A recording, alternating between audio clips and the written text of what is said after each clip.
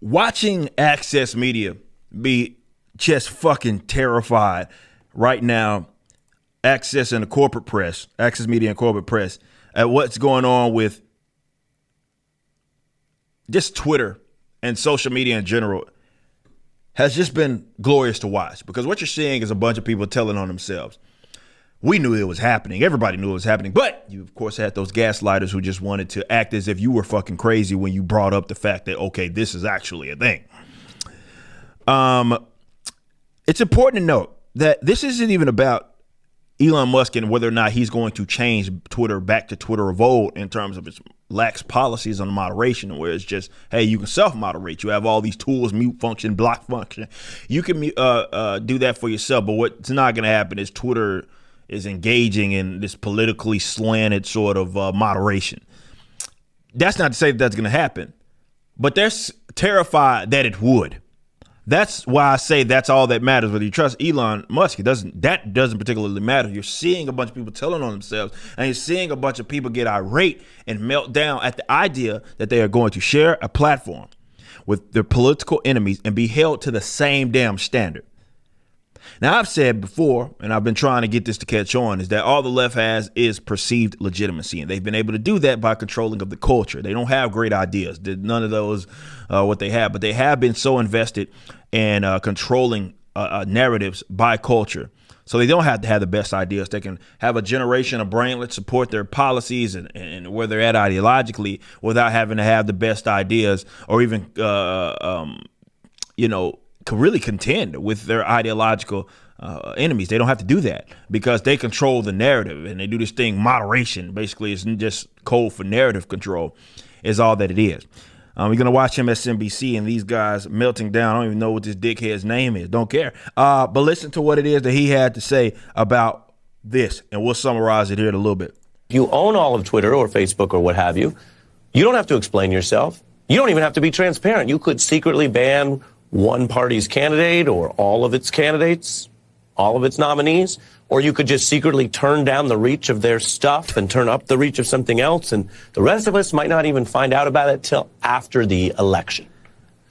Elon Musk says this is all to help people because he is just a free speech, philosophically clear, open-minded helper. You own all of Twitter. All right, think about that, guys. That's what they did. That's what they have been doing this entire fucking time with sites like this, like Twitter, especially in the last few years with Twitter and these fake ass trending topics where they force it. They had a little news bar and all that, and they'll have all of these topics that you don't care about. They always have this one slant that are on there through algorithmic changes. They boost certain material. YouTube has even came out and said that they were certainly going to do that. What they deemed as, I'm trying to remember what the term was. It was they wanted to amplify credible like news is what it is, real news. All that means is suppressing what isn't the corporate press and raising what is. The corporate press got a buddy here, okay? And what they knew that they were slipping. And what they were able to accomplish through various means was to make what was making them obsolete in things like social media be an extension of them. And that was a victory for them, definitely, as they were beginning to fade into obscurity. What reason do people have to watch or listen to the corporate press when they can go to an independent journalist, or they have their favorite content creator they get news updates from? What reason do we have to go to the corporate press? Now, internet has allowed us to get, people be independent in terms of their commentary and stuff. What reason do I need to listen to Brian fucking Stelter for? So what they did was basically jack social media, and it became an extension of them, especially in the last 4 years, right? And the idea that all of that work that they did is going to be knocked, which is what they think is Elon's going to do, terrifies them, because they know in the event that people are at an equal playing field, and not equal, no, that term doesn't even exist. It's more that the moderation isn't heavily slanted one way and doesn't benefit really anybody. If that is even remotely the case, they know they're in trouble. If there's an influential platform that is shared where they don't get preferential treatment, they know that they're in trouble and they are terrified of that idea. All of what he mentioned is exactly what they've been done. This is what I've been trying to tell. I use the same analogy, so I'm going to be repeating myself. This is what I say about non-leftists, and they think that fighting with integrity alone is something that is admirable because, hey, you don't want to be like your political enemies, but they get their ass kicked. Think about what this idiot just said that we just watched, talking about turning down certain types of material, which is what they have done. And they know that. They're hypocrites. The thing is, they don't care. So it's the equivalent, as I always say, of entering a boxing ring. A lot of non-leftists do this with the left. Entering in a boxing ring with a guy that has bought off the judges. They've bought off the referee. They're going to throw low blows. They made it abundantly clear. They're going to throw, they have their gloves loaded. And you go into the fight thinking, well, I'm just going to fight admirably like a true boxer. You're going to get your ass kicked. And then that's what happens. You're fighting with dirty bastards. Eddie Guerrero tactics, lie, cheating, and stealing. So he knows that this is what his side has done. He's okay with it. What he's scared of is that his political enemy can do it to him. We saw this. There's another post right here. Looking at this. Elizabeth Warren all of a sudden fucking cares about holding big tech accountable, right? This deal is dangerous for our democracy. These guys are reading from a damn script, right? Everything's a danger to the democracy, which, as I've said many times before, you watch me on The Blaze, I say it all the time. You give this shit too much credit. If it was an actual threat to democracy, that would be fantastic. We need more threats to democracy because it's terrible. Billionaires like Elon Musk play by a different set of rules than everyone else. The fuck does that mean?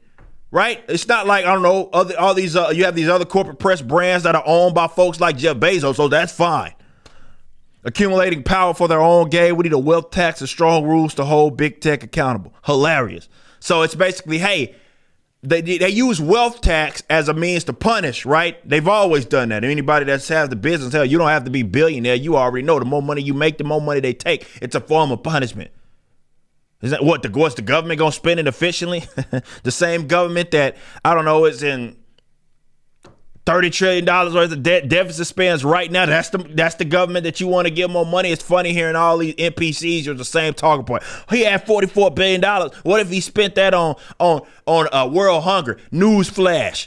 Motherfucker, the government already spends trillions, not billions, trillions of dollars every fiscal year. They haven't ended your beloved climate change. They haven't ended world hunger. They haven't curbed whatever issues that they claim they're going to curb if you just, I don't know, give them more money. Somehow they haven't ended world hunger with the $1 trillion that they steal, but Elon Musk can with $44 billion. See, these guys are crack smokers and you shouldn't take them serious. But it's been phenomenal watching the progressive, authoritarian, social justice left melt down. Not at anything worth a damn, but just at the mere idea that they have to play on the same plane. The idea alone, it freaks them out. That they have to play on the same plane as the rest of us that aren't raging leftists. That fucking terrifies them. And that should tell you everything you need to know about that side. You just listened to a clip from my podcast, For Cannon's Sake, which is live throughout the week at 12 p.m. Central on youtube.com/YoungRipper59 and odyssey.com/@YoungRipper59. Be sure to check out my website, ericdjuly.com, so you can stay up to date with everything it is that I'm doing. You can also become a member and get access to a bunch of cool perks and exclusive content, which includes a social media hub where you can interact with myself and other members. It even has an app that you can get, which is now live in the Google and Apple stores.